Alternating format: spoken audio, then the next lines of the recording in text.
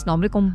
Scene Vista में मैं आपको खुशामदीद कहती हूँ। मैं हाजिर हुई हूँ एक नई कहानी के साथ। तो शुरू करते हैं आज की कहानी की शुरुआत होती है ड्वाइट नाम के एक बेघर आदमी से। उसे जब भी कोई ऐसा घर दिखाई देता जिसमें कोई नहीं रहता तो वो अंदर चला जाता। इस वक्त वो इसी तरह किसी के घर में घुसकर बाथरूम में नहा रहा था। अभी उसे दरवाजा खुलने की आवाज सुनाई दी। वो समझ गया कि घर के मालिक वापस आ चुके हैं और तुरंत खिड़की से कूदकर वहां से भाग गया। वो ऐसे ही इधर से उधर भटकता रहता है, बस जिंदा रहने की कोशिश में। थोड़ी देर बाद उसे एक गाड़ी दिखी जो खस्ता हालत में बिल्कुल खाली थी। किसी ने उस गाड़ी को छोड़ दिया था मानो वो कोई कबाड़ हो। लेकिन ड्वाइट खुश था क्योंकि उसे अब रहने की जगह मिल गई थी। उसने उस गाड़ी के अंदर ही रहना शुरू कर दिया। शाम को वो बाहर गया और डम्पस्टर्स में से बचा कुचा खाना उठाकर खाने लगा। फिर वो अपनी गाड़ी में लौट आया, कुछ किताबें पढ़ी और सो गया। ऐसा लगता था मानो इस आदमी की जिंदगी का कोई टारगेट ना हो, लेकिन वो 20 साल से किसी के जेल से बाहर आने का इंतजार कर रहा है,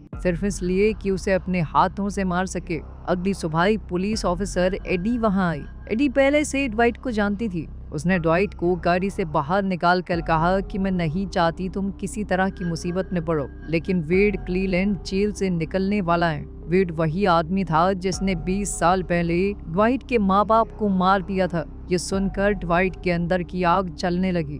उसकी जिंदगी का एक ही मकसद था, वेड को मारना। अब उसे पता चल चुका था कि वेड बाहर आ रहा है, इसीलिए वो बदला लेने की तैयारी करने लगा। उसने उस पुराने कार के अंदर नई बैटरी डलवाई ताकि वो सही तरीके से चल सके। वेड वर्जीनिया की जेल से छूटने वाला था तो उसे भी वहीं जाना पड़ेगा। इसके लिए वो एक बंदूक की दुकान में गया, लेकिन वहाँ बंदूकें इतनी ज्यादा महंगी थी कि वो कुछ खरीद नहीं पाया। फिर उसने अपनी बहन को एक लेटर लिखा और एक पार्किंग में गाड़ियों के शीशे तोड़ने लगा, इस आस में कि कहीं किसी गाड़ी में उसे बंदूक मिल जाए। कुछ देर बाद उसे एक बंदूक मिल भी गई, लेकिन उसके ट्रिगर के ऊपर लॉक लगा हुआ था। ड्वाइट बार बार कोशिश करता रहा उस लॉक को तोड़ने की, लेकिन लॉक तोड़ने के चक्कर में उसने पूरी बंदूक ही तोड़ दी। फिर उसने सोचा कि बंदूक से नहीं, हाथों से मारूंगा उसे। तो वो बिना बंदूक के ही वर्जीनिया निकल गया। वहां जाकर उसने जेल के बाहर इंतजार किया ताकि वो देख सके कि वेड कब बाहर आएगा और कहाँ जाएगा। थोड़ी देर बाद एक लिमोजीन जेल के गेट पर आई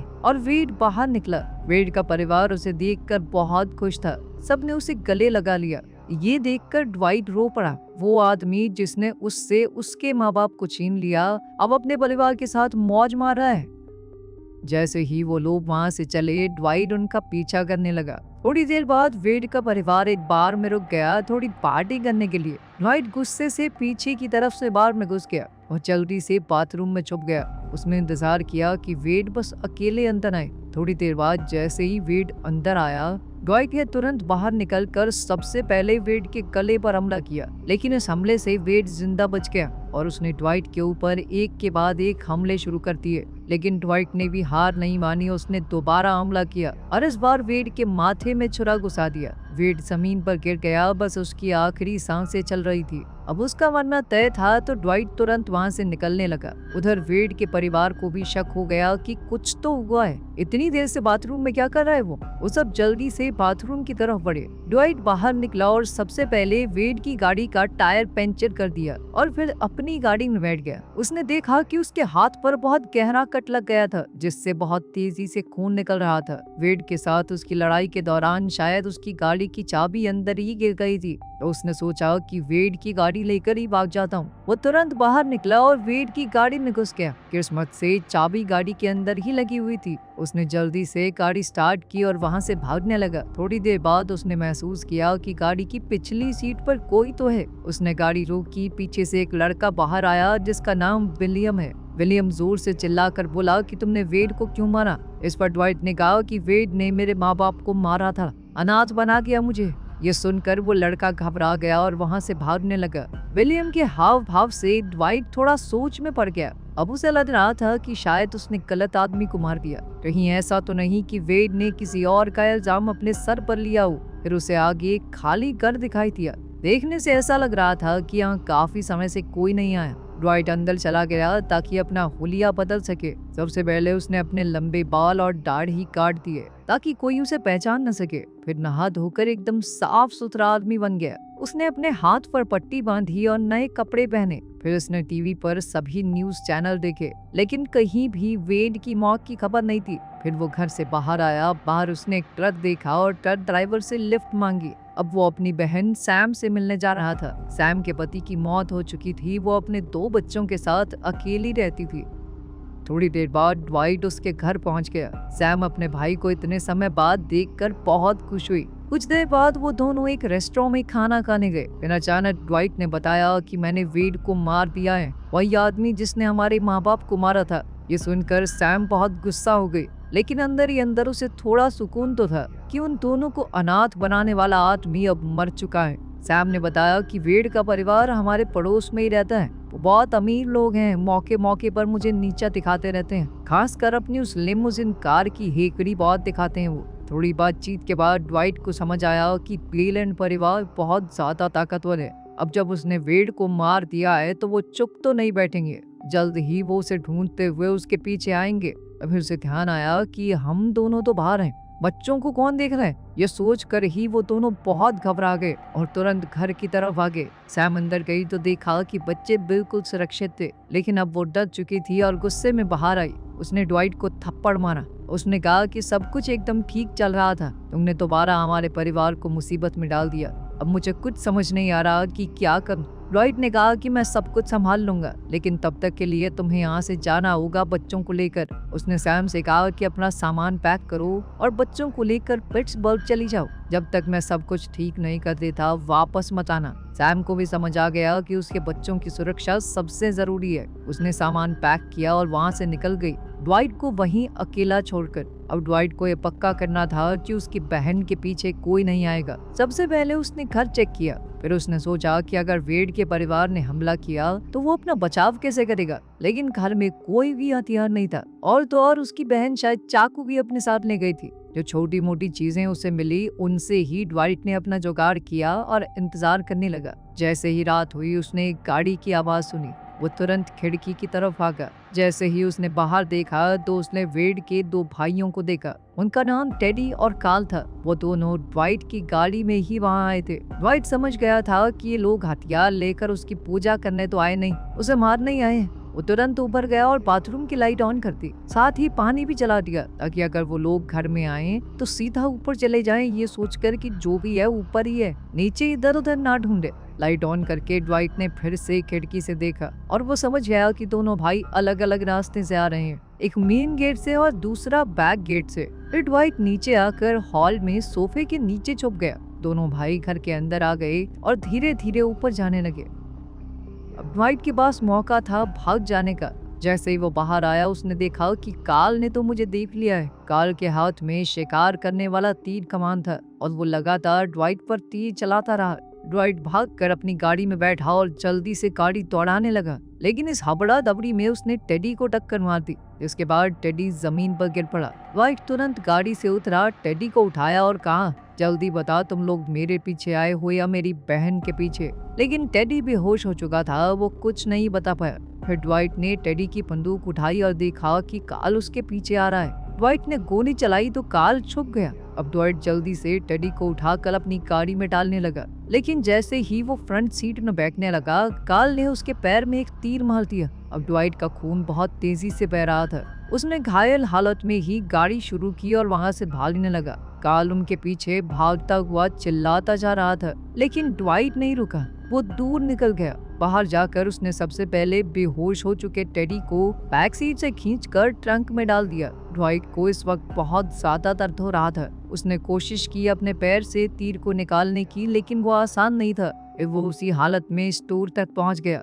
अपने घाव को छुपाते हुए उसने कुछ दवाइयां और थोड़ा सामान ले लिया ताकि तीर को निकाल सके, लेकिन इस सब के बाद भी वो तीर नहीं निकाल पाया। खून बहुत तेजी से बह रहा था। उसे लगने लगा कि वो कभी भी मर सकता है। आखिर में उसे हॉस्पिटल जाना ही पड़ा, लेकिन डॉक्टर से मिल पाता उससे पहले ही बेहोश होकर गिर पड़ा। जब उसकी आंख खुली तो उसने देखा कि वो एक बेड पर पड़ा है। उसका इलाज हो चुका था और उसके पैर में स्टिचेस लगे थे। ड्वाइट का पैर अभी पूरी तरह से ठीक तो नहीं था, लेकिन फिर भी वो अस्पताल में रुक नहीं सकता था। वो बाहर आया और जल्दी से अपनी गाड़ी के पास पहुंचा। उसने डिक्की के पास थोड़ा खटखटाया, जिसके बाद टेडी जोर जोर से चिल्लाने लगा। इसका मतलब साफ था कि वो भी जिंदा है। फिर उसने जल्दी से अस्पताल वाले कपड़े भी बदल लिए। सब ड्वाइट के प्लान के हिसाब से ही हो रहा था। अब ड्वाइट सीधा अपनी बहन सैम के घर गया। उसने सबसे पहले घर के अंदर खिड़की दरवाजे लॉक कर दिए ताकि कोई बाहर से अंदर ना देख सके। उसने सभी लाइट्स बंद कर दी और घर को साफ करके वापस गाड़ी में आया। गाड़ी में बैठकर वो सैम की पुरानी एल्बम देख रहा था, जिसमें उसकी बचपन की तस्वीरें थी।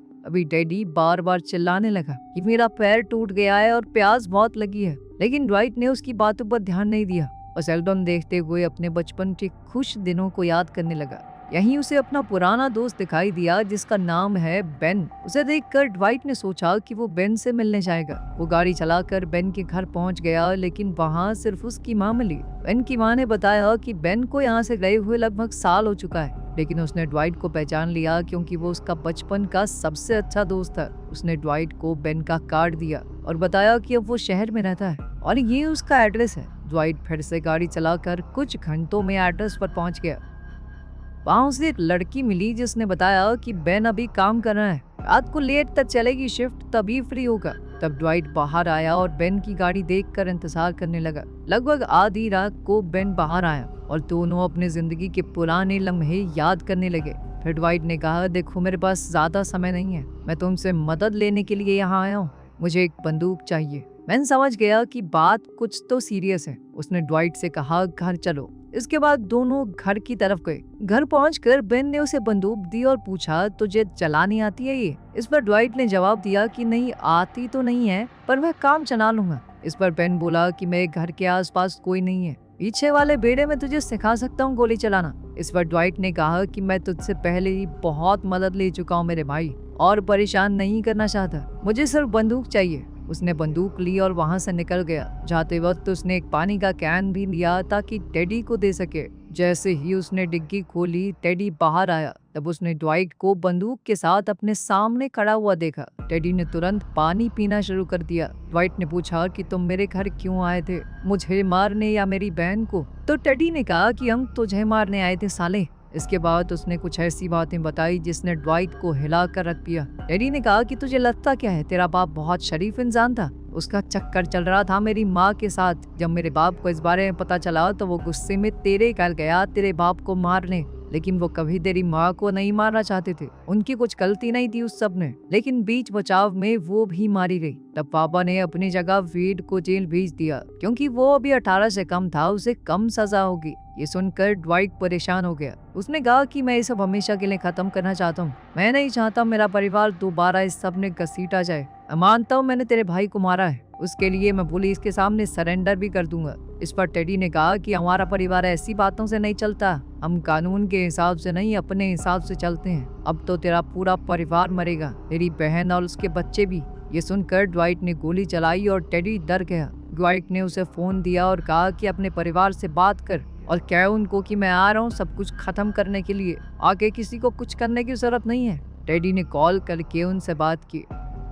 कुछ देर बाद ड्वाइट आगे आया टेडी से फोन लेने के लिए। यहाँ टेडी को मौका मिल गया और उसने ड्वाइट के ऊपर हमला करके उससे बंदूक छीन ली। उसने कहा कि हमारे परिवार के अपने रूल हैं, मेरे पिता ने 2-2 खून करके भी सजा नहीं काटी, आखिर में कैंसर से मरा है वो, और अब तू भी मरने वाला है। अब वो ड्वाइट पर गोली चलाने ही वाला था, अभी पास से गोली आई और टेडी का हो गया पट से हेडशॉट। ये गोली बेन ने चलाई थी जिसे अपने दोस्त की चिंता हो रही थी। उसने ड्वाइट को उठाया और कहा कि मुझे पता था तुम कुछ तो गड़बड़ करोगे, इसीलिए तुम्हारा पीछा कर रहा था। उसने ड्वाइट को बंदूक दी और कहा कि तेरे हाथ में बंदूक तो है, पर तू उसे चलाना नहीं जानता, अगर गोली निशाने पे ना लगे तो बंदूक का कोई फायदा नहीं है। फिर बेन ने उसे ट्रेनिंग दी और धीरे धीरे ड्वाइट थोड़ा और बेहतर होने लगा। ट्रेनिंग के बाद बेन ने उसे एक बंदूक, पैसे और थोड़ा खाना दिया, साथ ही कहा कि तेरी दिक्कत मेरी दिक्कत, दोनों भाई साथ चलेंगे। लेकिन ड्वाइट ने मना कर दिया। उसने कहा कि तू मेरी जान पहले ही बचा चुका है मेरे भाई, मुझे जितनी मदद चाहिए थी मिल चुकी है,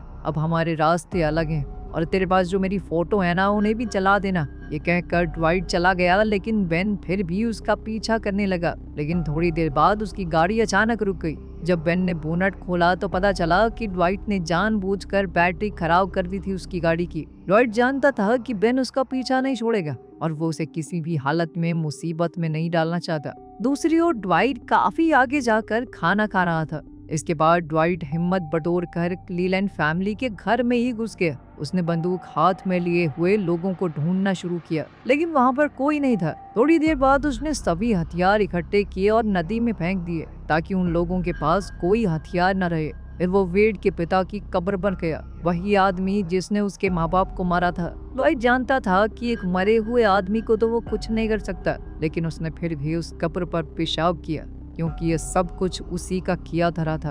फिर उसने टेडी की लाश निकाली, घर के पीछे जो खड्डा खोदा था वहां खींच कर ले गया और दबा दी। फिर उसने लाश को अच्छे से दबा दिया और घर के अंदर बैठकर इंतजार करने लगा ये सब लोग कब आएंगे। उसने हर जगह जाल बिछाए हुए थे पर कोई नहीं आया। जब शाम को अचानक से घर की लाइट जल गई तो वो डर गया। उसने बंदूक उठाई और देखने लगा कि कौन आया है। फिर उसे समझ आया कि ये लाइट तो ऑटोमेटिक थी, शाम को 8 बजे जल जाती हैं। अब उससे और इंतजार नहीं हो रहा था। उसने अपने घर का नंबर मिलाया और मैसेज छोड़ा कि वो सब कुछ खत्म करना चाहता है। उसे उनके परिवार से कोई दुश्मनी नहीं है, बस उस आदमी से थी जिसने उसके माँ बाप को मारा। लेकिन अगर वो उसकी बहन के पीछे गए तो वो किसी को जिंदा नहीं छोड़ेगा। कुछ घंटों बाद क्लीलैंड परिवार के लोग वापस आए। 3 लोग घर में घुसे, कार्ल और उसकी 2 बहनें। उनकी बातों से ड्वाइट को पता चला कि उन्हें सैम के बारे में सब कुछ मालूम पड़ गया है कि वो अभी पिट्सबर्ग में है और जल्द ही वो उसे मारने वाले हैं, साथ ही उसके दोनों बच्चों को भी। ये सुनकर ड्वाइट को बहुत गुस्सा आया और उसने सीधा कार्ल को गोली मार दी और सिर्फ उसकी 2 बहनें बची थी। ड्वाइट ने कहा कि मेरा कोई इरादा नहीं है तुम्हारे पूरे परिवार को खत्म करने का, मेरी दुश्मनी सिर्फ तुम्हारे बाप से थी, लेकिन मेरी बहन के पीछे जाके तुमने बहुत बड़ी गलती की। अभी अचानक विलियम वहां आया और उसने ड्वाइट को गोली मार दी। ड्वाइट को गोली बेशक लगी थी पर वो अभी भी जिंदा था। दोनों लड़कियां चिल्लाई और विलियम से कहा कि जल्दी खत्म कर दो इसे, लेकिन विलियम गोली नहीं चला पाया। तब सच्चाई सामने आई कि विलियम दरअसल ड्वाइट का ही सौतेला भाई है, क्योंकि ड्वाइट के बाप का उनकी माँ के साथ नाजायज रिश्ता तो था ही और उसी वक्त विलियम पैदा हुआ था। ड्वाइट ने उसकी बंदूक छीन ली। उसके पास चांस था कि वो विलियम को मार दे, लेकिन उसने विलियम को जिंदा छोड़ दिया। दोनों औरतें ये सब कुछ देख रही थी। तभी उनमें से एक ने सोफे के नीचे से मशीन गन निकाली और धड़ाधड़ फायरिंग शुरू कर दी। कुछ देर बाद वहाँ तीनों की लाशें पड़ी थी। कार्ल और उसकी दोनों बहनें मारी गई, सिर्फ विलियम जिंदा था। कुछ समय बाद पिट्सबर्ग में सैम के घर एक आदमी अखबार लेकर आया। उस अखबार में लिखा था कि सब मारे गए, मतलब अब सैम के पीछे कोई नहीं आएगा। ड्वाइट ने अपना बदला तो लिया ही, साथ ही अपनी बहन को भी हमेशा के लिए महफूज कर दिया। उम्मीद है कि आपको आज की हमारी स्टोरी पसंद आई होगी। मजीद वीडियोस के लिए हमारे चैनल को सब्सक्राइब कीजिए और बेल आइकन को प्रेस करना ना भूलिए ताकि हमारी नई वीडियोस की अपडेट्स मिलती रहें। शुक्रिया।